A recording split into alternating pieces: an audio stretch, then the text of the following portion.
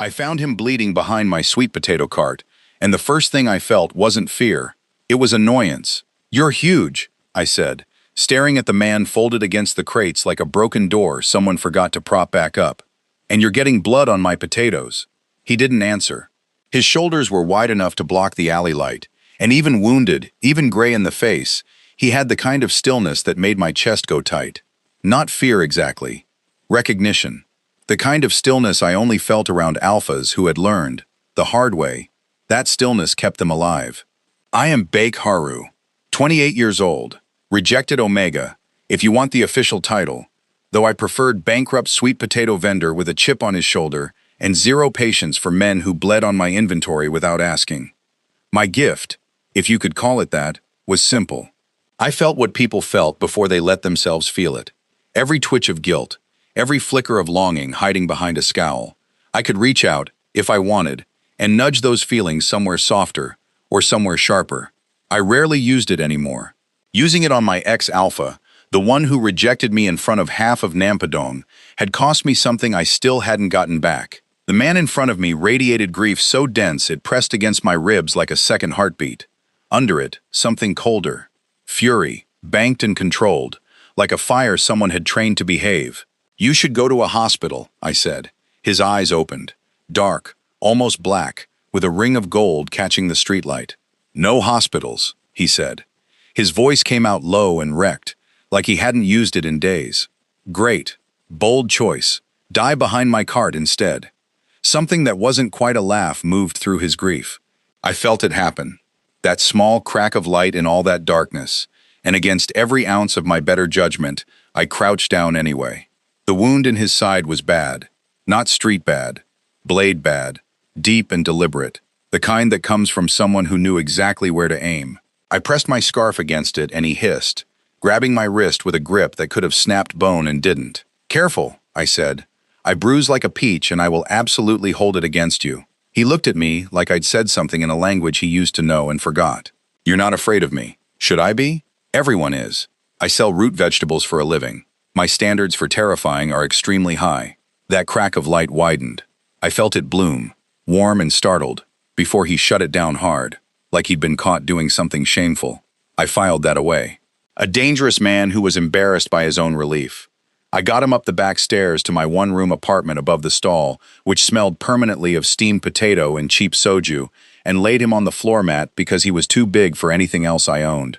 I cleaned the wound properly this time.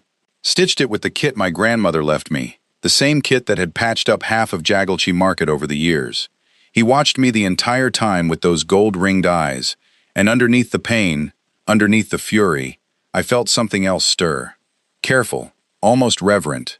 The exact opposite of how my ex-alpha had ever looked at me. "What's your name?" I asked, tying off the last stitch. A pause, long enough that I felt the calculation behind it. A man deciding how much truth he could afford to hand a stranger. "Tejo," he said finally. "Just Tejo. No family name, no story." I let it go, because I recognized the particular silence of someone protecting people they loved by staying quiet, and I understood that silence better than he knew. "Well, Tejo," I said, "you can stay until you can walk without falling over. After that, you're someone else's problem." He didn't smile, but something in his grief shifted, just slightly, toward that thin gold thread of relief again, and I felt it settle into him like he hadn't been offered a kindness in a very long time and didn't know what to do with his hands now that one had arrived. I told myself I was doing it because I couldn't let a man bleed out on my doorstep. I told myself it had nothing to do with the way my chest ached when I felt him try, and fail, to hide how grateful he was. I went downstairs to close up the cart. 3 of my sweet potatoes were missing from the cooling tray. I looked back up the stairs at the man who could barely lift his own arm an hour ago. "Tejo," I called out, "we're going to need to talk about boundaries." Somewhere above me, for the first time, I heard him laugh. That laugh did something unfair to my knees. I climbed the stairs slower than I needed to, buying myself a second to arrange my face into something that wasn't horrified fondness. By the time I reached the top, Tejo had pushed himself upright against the wall, one hand pressed to his stitches, sweet potato skin still stuck to his bottom lip like evidence at a crime scene. "You're smiling," I said. "Bleeding men don't get to smile. It's against the rules." "What rules?" My rules. I make them up as I go and enforce them arbitrarily. Ask anyone. He huffed, something between a laugh and a wince, and the sound rolled straight through my chest like warm broth. I felt his amusement first, bright and unguarded, before the wince swallowed it back into pain. I hated how easily I could feel him. Most people's emotions came to me muffled, like a conversation through a wall. His came through like he was standing in the same room as my own feelings. No wall at all.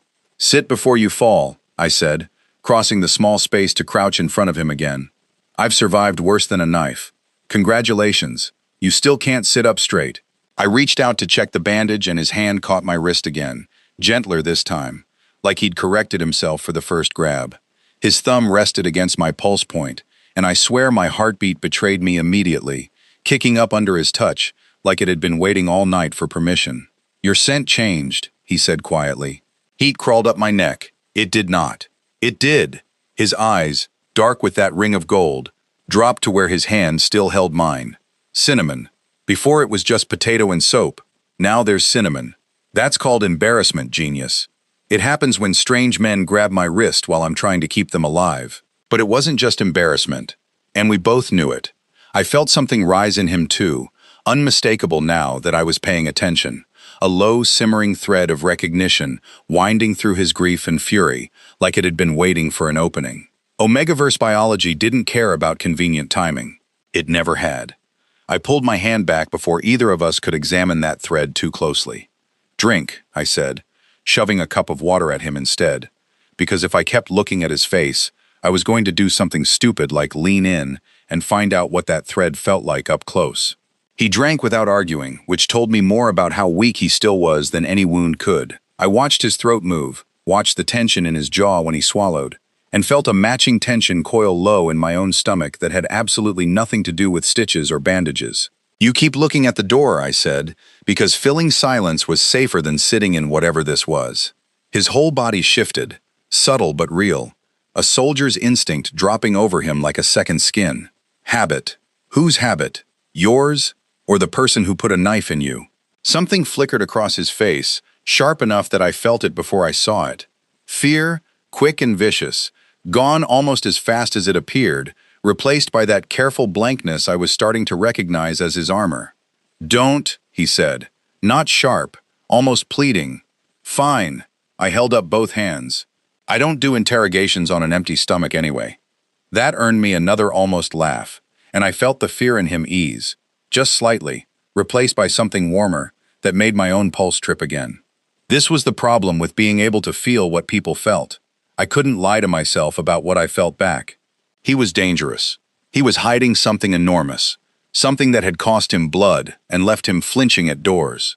Every instinct I owned, the ones sharpened by one alpha, already breaking my heart in public, told me to patch him up and send him on his way at first light, but his gratitude wrapped around me like warmth off a stove, and underneath it, that low, simmering thread pulled tighter every time our eyes met, and I felt my careful walls, the ones I'd built brick by brick since my rejection, creak dangerously on their foundation. "Eat," I said, shoving a bowl of rice at him before my own scent could confess anything else. "And for the record, if you steal from my kitchen again, I'm charging rent." His mouth curved, tired but real. "Understood." I sat back against the wall across from him, close enough to feel the warmth radiating off his skin, and told myself the tightness in my chest was concern. It wasn't. Not entirely. And that terrified me more than any knife wound ever could. And I decided the smartest thing to do about it was pretend I hadn't noticed a thing. "You're staring," Tejo said, rice bowl balanced against his knee. "I'm supervising." "There's a difference." "Supervising what? Whether you choke." "I don't have the energy to perform emergency procedures twice in one night." He huffed that almost laugh again, and I felt the warmth of it brush against me before I could brace for it. I dragged my knees up to my chest, putting a few useless inches of distance between us, as if geography could do anything against a bond thread that apparently didn't care about personal space. "You can stop doing that," he said. "Doing what?" "Flinching every time you feel something." His dark eyes found mine, steady despite the pain still living behind them. "I feel you do it, like you're bracing for a hit." Heat flooded my face, and not the good kind this time. "You don't get to comment on my flinching. You flinch every time the wind shifts near that door." "That's different." Is it? Explain the difference, please. I'm dying to hear it. He went quiet, and the quiet had teeth in it, the kind that told me I'd hit something real. I felt his grief spike again, sharp and sudden, before he clamped it down hard enough that I actually winced on his behalf. Whatever he was running from, it wasn't finished with him yet. I had someone, he said finally, voice low, before. It didn't end well. Mine rejected me in the middle of Nampadong Market on a Saturday afternoon, I said, because misery apparently loved company, and my mouth had never once consulted my brain before speaking. In front of my regular customers. Told everyone I wasn't omega enough to keep him interested. Very public. Very humiliating. 10 out of 10 would not recommend. Something shifted in Taeho's face, and what I felt from him wasn't pity, which I would have hated, but something closer to fury on my behalf, hot and immediate. He said that to you.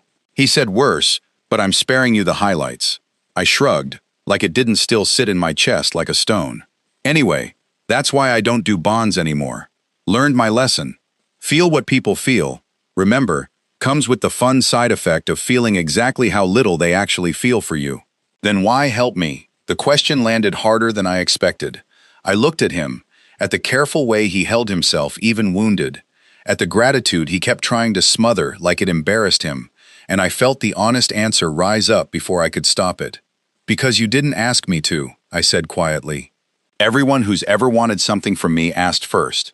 Nicely, usually, right up until they got it. You just bled on my potatoes and looked at me like you'd forgotten people could be kind.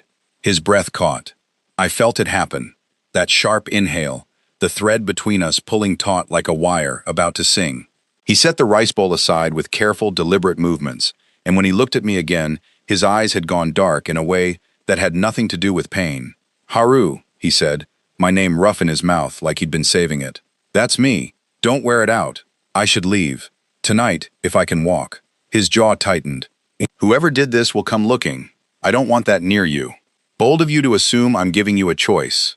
I crossed my arms. You have 3 stitches and the balance of a newborn deer. You're staying until you can walk in a straight line without describing an interesting geometric pattern.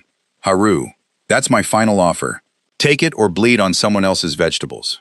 He laughed, really laughed this time, low and surprised, like the sound had snuck out before he gave it permission. I felt the warmth of it wash over me, undercut by that stubborn thread of danger he kept trying to hide, and my chest ached with wanting to reach for both at once. I told myself it was pity.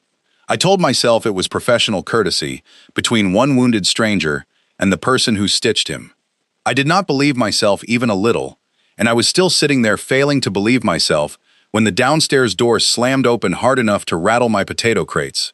Taeho went rigid before I even processed the sound. His whole body shifted, that soldier's stillness sliding over him again, and I felt fear roll off him in a wave so cold it stole my breath. Get down, he said, already moving, already ignoring every stitch I'd just put in him. Excuse me, who put you in charge of my apartment, Haru? My name came out sharp, urgent, nothing like the way he'd said it minutes ago. Please. Footsteps on the stairs. Heavy, deliberate, the kind that didn't care who heard them coming. I felt fear spike through me too, sharp and electric, and underneath it, something colder from downstairs, filtering up through the floorboards like smoke. Anger, purpose, men who had come looking for exactly one thing. Taeho pulled me behind him before I could argue, positioning his body between me and the door, despite the blood still seeping through his shirt.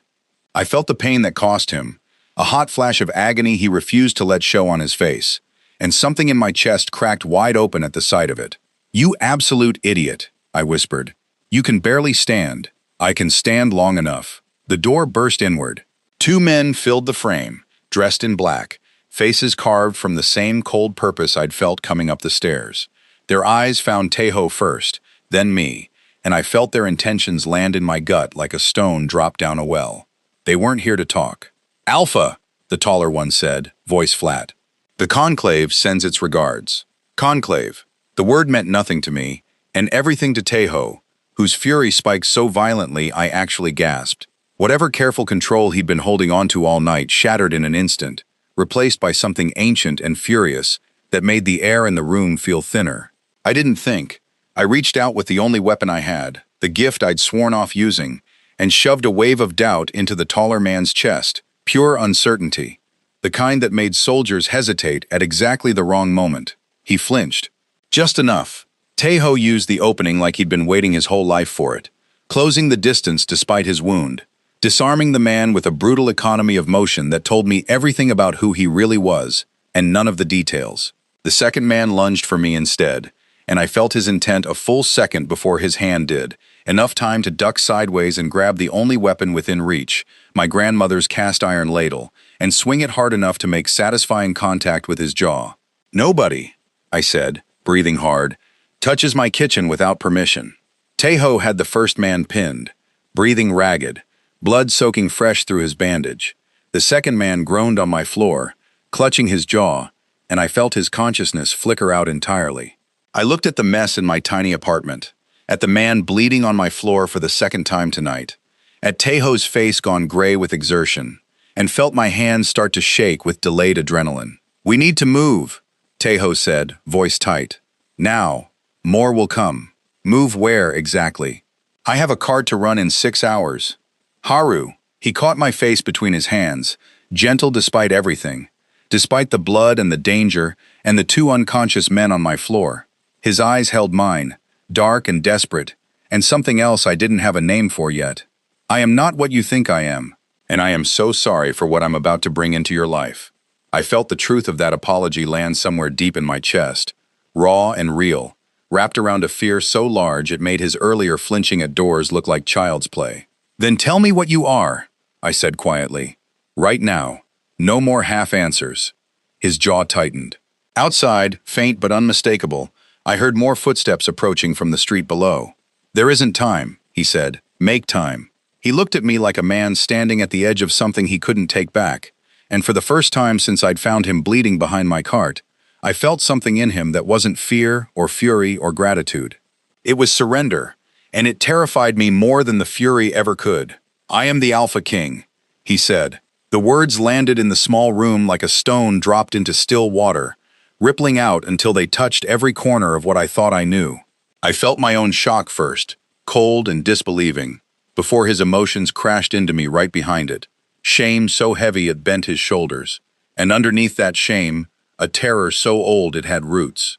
"That's not funny," I said, even though nothing in his face suggested a joke.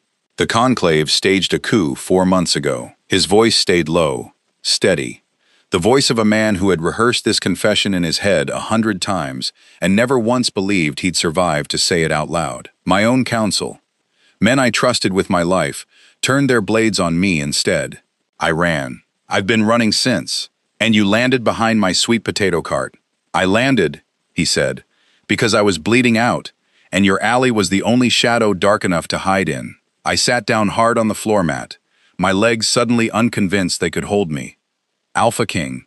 The title alone should have sent me sprinting for the door, should have set off every alarm my ex-alpha's rejection had wired into me about men with power and what they did with it. Instead, I felt something else entirely radiating off him. Not the arrogance I expected from a king. Grief, wrapped tight around loneliness, wrapped tighter around a desperate, aching hope that I wouldn't look at him differently now that I knew. "Say something," he said. "I'm processing." I pressed my palms against my eyes.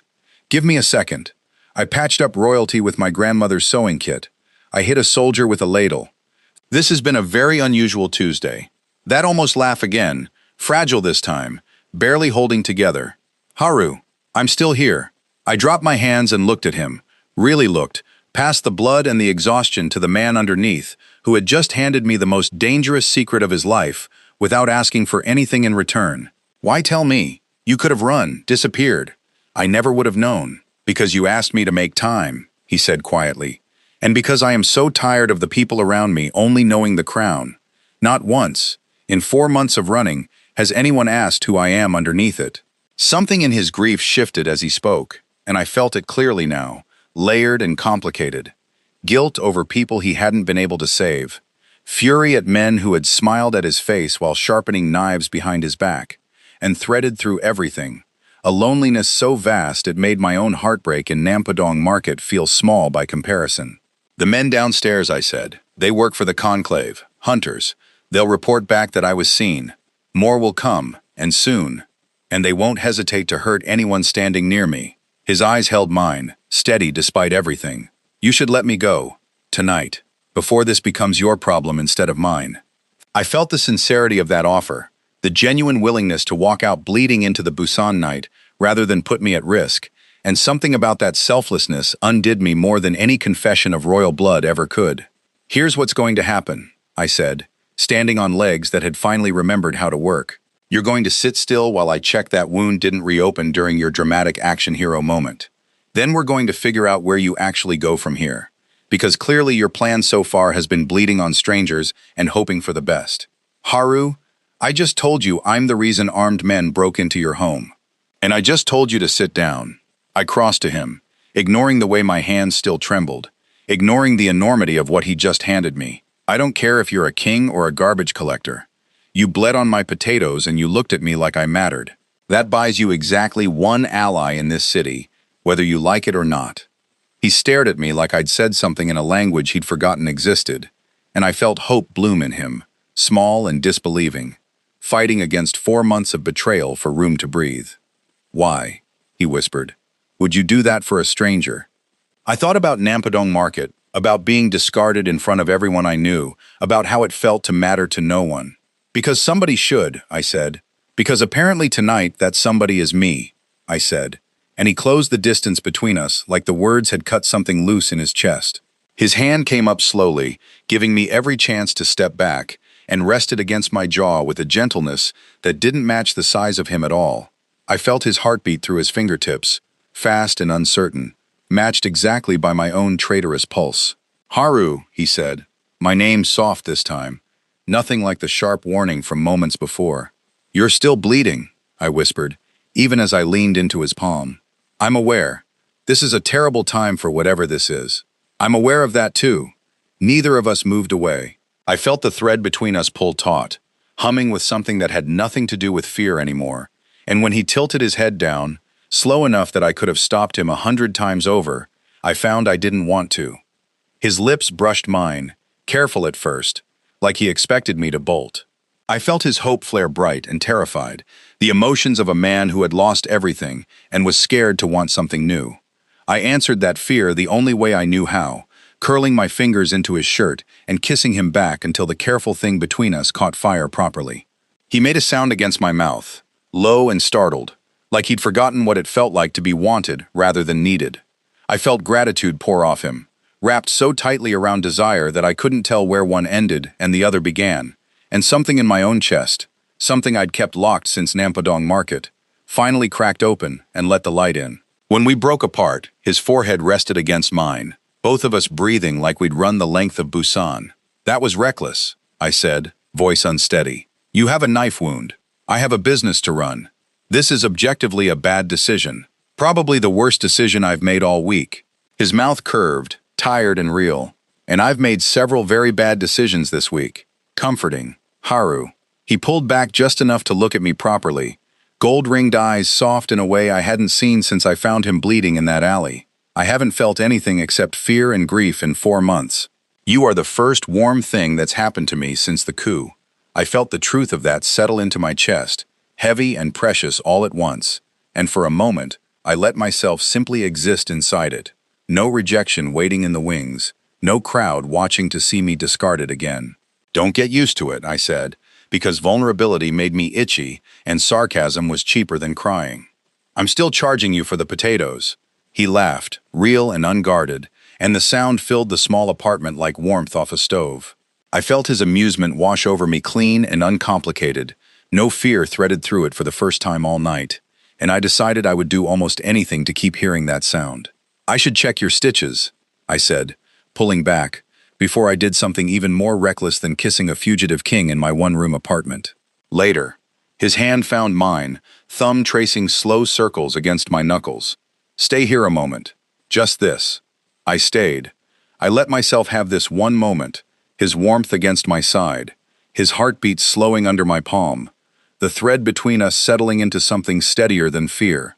Outside, Busan hummed with its ordinary night noise, buses and distant laughter, and someone's television bleeding through thin walls, entirely unaware that a king sat bleeding and hopeful on a sweet potato vendor's floor.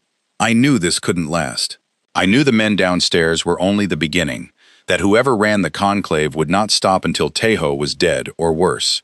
I knew my heart, already cracked open once before, was doing something dangerously reckless by letting itself feel this warm again. I stayed anyway. Before we go any further into what happens next, because trust me, this story is about to take some turns you will not see coming, if you're loving Haru's sass and Tejo's slow unraveling as much as I loved writing them, hit that subscribe button right now. More Omegaverse drama drops right here every single week, and you do not want to miss where this one goes. Alright, back to Busan. Tejo's fingers tightened around mine, and I felt the moment shatter before I understood why. His whole body went rigid, gold-ringed eyes fixed on the window behind me, and the warmth I'd been drowning in vanished, replaced instantly by a cold, sharp spike of dread. "Haru," he said, voice gone flat and urgent. "Get away from the window, now." I moved before my brain caught up with the command, dropping low as Tejo pulled me down beside him, his body curving protectively around mine, despite the fresh blood soaking through his shirt again. "What did you see?" I whispered. "Torches. Formation." His jaw was tight, eyes fixed on the thin gap in my curtains. "That's not a hunting party. That's a squad." I felt his fear spike into something colder, more controlled, the fear of a soldier calculating odds rather than a man simply afraid. I risked a glance through the gap myself, and my stomach dropped straight through the floor. 6 men stood in the alley below, dressed in the same black as the 2 upstairs, weapons drawn, moving with the coordinated ease of people who did this for a living, and standing at the front, arms crossed, giving orders in a voice I would recognize in my sleep, because it had haunted my nightmares for 2 years, was Min Jun, my ex-alpha, the one who rejected me in front of half of Nampadong Market, the one who told an entire crowd of my regular customers that I wasn't Omega enough to keep him satisfied. "No," I breathed. "No, that's impossible." Tejo's head snapped toward me. "You know him. He's my ex." My voice came out thin, disbelieving. "Min Jun, he humiliated me 2 years ago and vanished from my life completely. What is he doing working for the conclave?" I felt Tejo's shock crash into mine, and underneath it, something darker unfurling, a memory surfacing hard enough that I felt it before he spoke. "June," he said slowly, like the name tasted like ash. "He was one of my personal guard.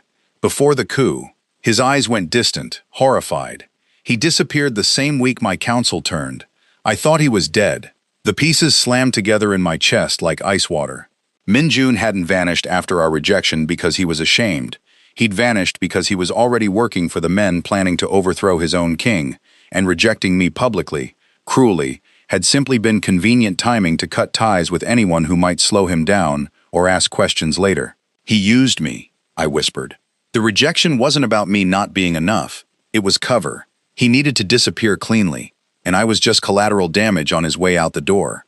I felt Tejo's fury ignite, hot and protective, twisted through with a betrayal so personal it made his hands shake against my back. He was supposed to guard my life. Instead, he sold it. Below us, June's voice carried up through the thin window, cold and businesslike. "Search the building. He's wounded. He can't have gone far. We need to move," Tejo said, but his voice had changed, gone hollow with something beyond fear. Recognition of exactly how thorough his betrayal had been. "If June is here personally, this isn't a routine sweep. He's hunting me specifically, which means someone told him I might be in this district. Who else knew you were here?" His face went gray, and I felt the answer arrive in him like a physical blow. "No one. No one alive, except the 2 men you and I already handled tonight." His eyes met mine, horrified. "Unless one of them woke up and reported back before we noticed." The unconscious man on my floor. I'd assumed he was still out cold, tucked in the corner where Tejo had left him. But when I turned to check, the corner sat empty. A single window stood cracked open that hadn't been opened before, curtain trembling slightly in the night breeze. "He's gone," I said, ice flooding my veins. "He must have woken up and slipped out while we weren't paying attention." Tejo's expression cracked open with something I hadn't felt from him before. Not fear. Guilt, raw and consuming, aimed entirely at himself. "This is my fault. I let myself get distracted. I let my guard down, because for 1 hour, I wanted to feel something other than running, and now June is standing outside your home because of it. Don't, I said fiercely, grabbing his face between my hands the way he'd done to me earlier. Don't you dare make this about your 1 hour of happiness. June chose this.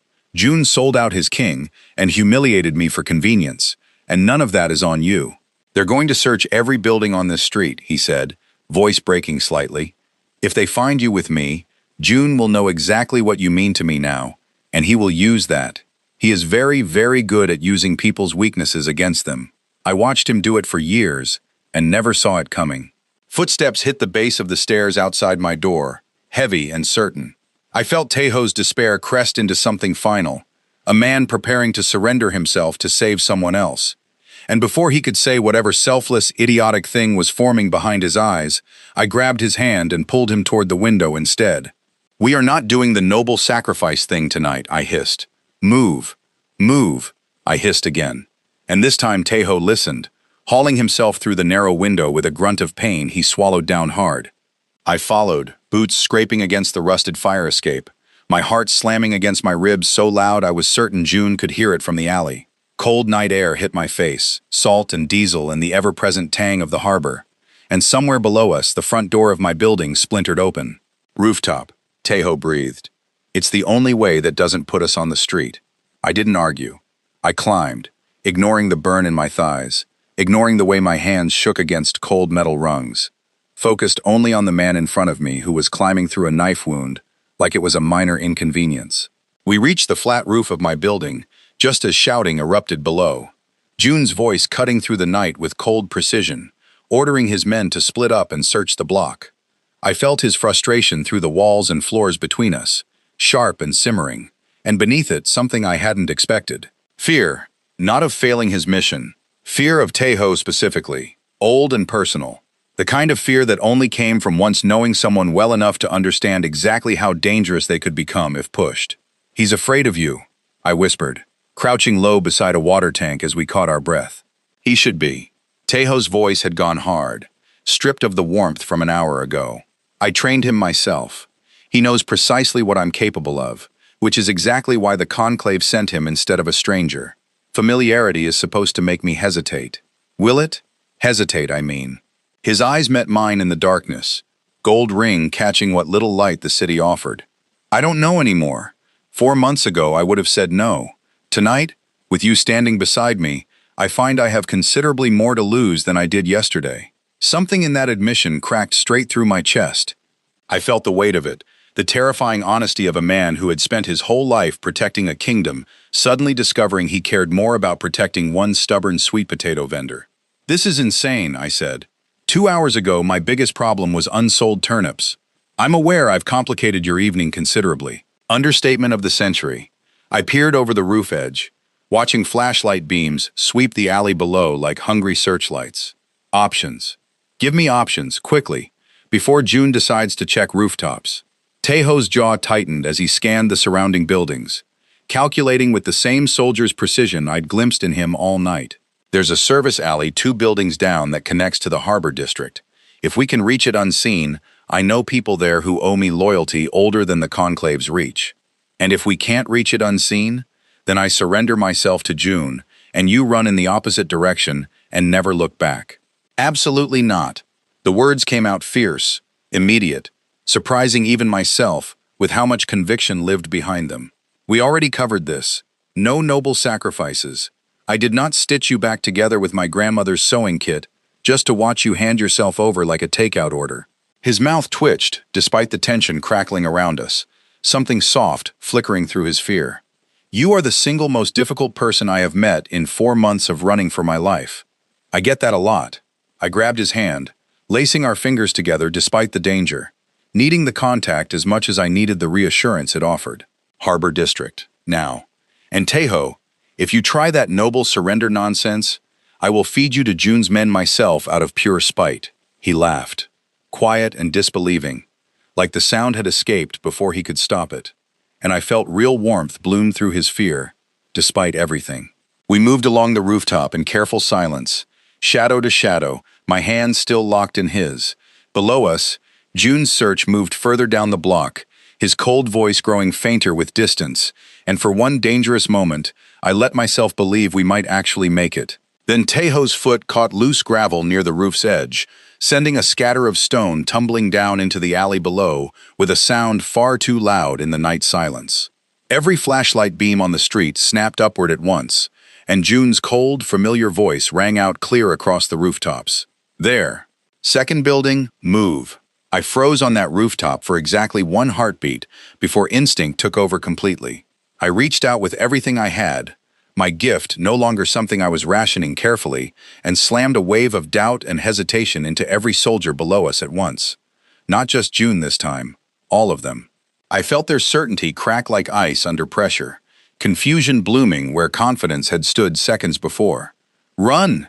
I gasped to Tejo, and we did, sprinting along the rooftop as shouts turned to confused arguing below. We made the Harbor District alley with seconds to spare, ducking through a rusted gate that Tejo slammed shut behind us. And there, waiting in the shadows with a grim expression I didn't understand yet, stood Min Jun himself, alone, weapon lowered. "Stay back," Tejo snarled, pulling me behind him despite his wound. "I'm not here to fight you." Jun's voice cracked, something raw bleeding through the cold professionalism from moments ago. "They have my sister, Tahoe. The Conclave took her the same night as the coup. Every mission I've run for them since has been to keep her alive. I never wanted any of this." I felt the truth of it hit me like a physical blow, guilt and grief and desperation pouring off him in a flood he could no longer contain. My rejection in Nampadong Market hadn't been cruelty at all. It had been the only way he knew to sever every connection that could be used as leverage against him, protecting me the only way a drowning man knew how, by pushing me under first. "You could have told me," I whispered. "Telling you would have made you a target." His eyes, wet and exhausted, met mine. I have hated myself every single day since. Tejo's fury didn't fade entirely, but something else moved through it. Old loyalty resurfacing despite everything. Who ordered the coup, June? Truly. Not the council figureheads. Who? June's jaw tightened. Regent Baco, your own uncle. He's had eyes on the throne since before your father died. The name landed in Tejo's chest like a blade, twisting deeper than June's knife ever had. I felt his world tilt. Betrayal layered on betrayal. Blood turning against blood. "Help me end this," Tejo said quietly. "Help me save your sister and take back what's mine. Together." June's hesitation lasted only a moment before he nodded. Something like hope flickering weakly back to life in his eyes, for the first time since I'd felt his fear on that rooftop. What followed was not the story of one dramatic battle. It was weeks folded into moments I will not forget. June leading us to allies still loyal to the true crown, old soldiers and quiet merchants, and one very stubborn fishmonger who remembered Tejo's father fondly. Together we exposed Regent Baco's treachery before the full court, June's testimony damning, my own gift laid bare in front of nobles as I pulled honest confessions from men who thought their lies were safe. Baco was stripped of his stolen power and cast out, and Tejo reclaimed the throne that had always belonged to him. The cost came due on the final morning of that fight, when June threw himself between Baco's last desperate blade and Tejo's back. He did not survive it. He died knowing his sister was safe, finally free of the Conclave's grip, and he died with something like peace in his eyes that I will carry with me always. We buried him with honors, and I stood at that grave and felt grief for a man who had hurt me once and saved everything I loved in the end. Tejo became king again in truth, not just blood, and the city of Busan settled slowly back into its ordinary rhythms, buses and market stalls, and the ever-present smell of the harbor. I did not become a king's consort easily. Court felt like a foreign country with its own language of glances and silences, and I missed my potato cart more than I expected to. The simple honesty of steam rising off root vegetables and customers who wanted nothing from me but change for their coins. Tejo found me on the palace steps one evening, watching the sun bleed orange and gold over rooftops, and sat beside me the way he used to sit on my apartment floor, wounded and grateful and entirely unguarded. "You're thinking about the cart again," he said. "I'm thinking about a great many things." I leaned into his shoulder and felt his heartbeat, steady now, no longer racing with fear. "June, the cart. How strange it is that I found a king by accident and lost a piece of my old life to keep him." "I'm sorry," he said quietly, "for all of it. Don't be. I turned to look at him. Really look. At the man who had bled behind my vegetables, and never once let go of my hand since. I would stitch you back together every single time, Tejo, even knowing everything it would cost me. He kissed me then, soft and certain, tasting like grief and hope tangled together in a way that felt entirely honest. When we broke apart, he pressed something small into my palm, a single sweet potato, still warm, wrapped carefully in cloth. For old time's sake, he said, and I felt his love wash over me clean and whole, scarred by loss but no less real for it. You, I said, laughing despite the tears gathering in my eyes, are never going to stop stealing my food, are you? Never, he said. I intend to keep coming back for more, for the rest of my life. I held that sweet potato like it was the crown jewels, and standing there on the palace steps beside the man I had once threatened with a ladle, I understood finally that love was never going to be simple, or painless, or free of cost. But it was mine, and it was enough. Thank you so much for watching this story all the way to the end. If Haru and Tejo's journey pulled at your heart the way it pulled at mine writing it, hit that subscribe button and turn on notifications so you never miss the next one. More emotional Omegaverse stories are coming your way every week, right here. See you in the next story.